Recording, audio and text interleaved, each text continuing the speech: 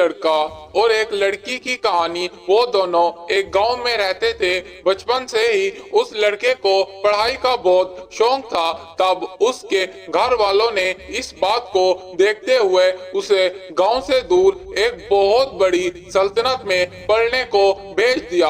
वो लड़का वहीं पे तालीम याफ्ता हुआ। धीरे धीरे उस लड़के का तजर्बा और जहानत बढ़ती गई और उसे उसी सल्तनत की दरबार में सरदार ने अपने यहाँ वजीर के ओहदे पर फाइज कर दिया, क्योंकि वो सरदार को इतने बढ़िया से बढ़िया मशवरे देता कि दरबार में बैठे तमाम लोग दंग रह जाते। फिर वो चंद दिन अपने गांव अपने माँ बाप से मिलने को आया। चंद दिन गांव में रहा। गांव के रीति रिवाज देखे कि अब भी ये लोग वही जहलाना रस्म रिवाज कर रहे हैं। वो लड़का उन पे हंसता था, उनकी बेइज्जती करता था। वो अपने माँ बाप की बात नहीं सुनता था, क्योंकि उसके माँ बाप उसे समझा समझा कर थक चुके थे कि गांव वालों की यूं बेइज्जती ना किया करो। कभी किसी ने सुन लिया तो तुम्हारा क्या करेंगे,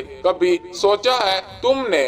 तब उस लड़के ने अपने माँ बाप से कहा कि अब मैं कोई आम इंसान नहीं रहा, बल्कि मैं सल्तनत का एक वजीर बन चुका हूँ। आपको क्या पता, अगर गांव के किसी भी फर्द ने मुझे हाथ भी लगाया तो सल्तनत से आई हुई फौज इनकी जिंदगी को ही तबाह बर्बाद कर देगी।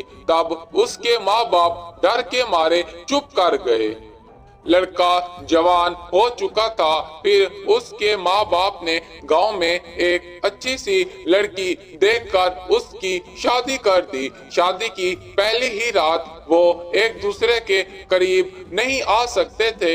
ऐसा गांव वालों ने कहा था कि ये हमारी रस्म है, मगर उसके माँ बाप अच्छे से जानते थे कि हमारा बेटा गांव की किसी भी रस्म को नहीं मानता। फिर उन्होंने एक तरकीब लगाई और अपने बेटे से कहा कि तुम्हें सल्तनत से बुलावा आया हुआ है और जल्दी ही तुम्हें सल्तनत की तरफ जाना है। तब वो लड़का अपनी बीवी को अपने साथ लेकर सल्तनत की तरफ रवाना हो गया और सल्तनत से आए हुए शाही रथ पर, जिसे वो आते वक्त साथ लेकर आया था, वो उसी में उसके साथ रंग रलियां मनाने लग गया। अभी वो गांव की हदूद से बाहर भी नहीं निकले थे। फिर धीरे धीरे वक्त गुजरता गया। उनकी शादी को 1 साल हो गया और सब कुछ अच्छा जा रहा था।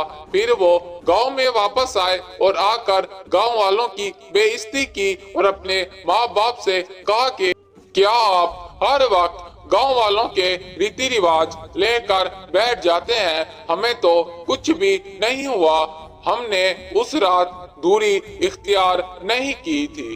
तब वो माँ बाप चुप कर गए।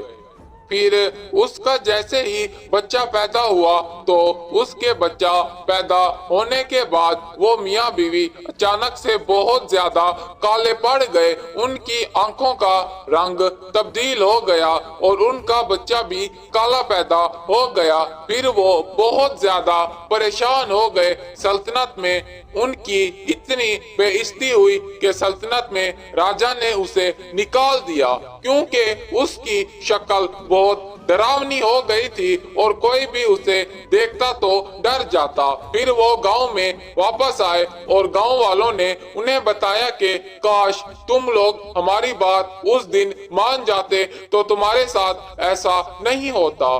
फिर उन्होंने गांव वालों से माफी मांगी और कहा कि अब इस मसले का क्या हल है।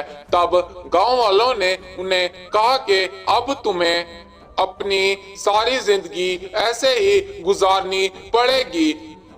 तब उनकी शादी की रात उन्हें बहुत महंगी पड़ गई।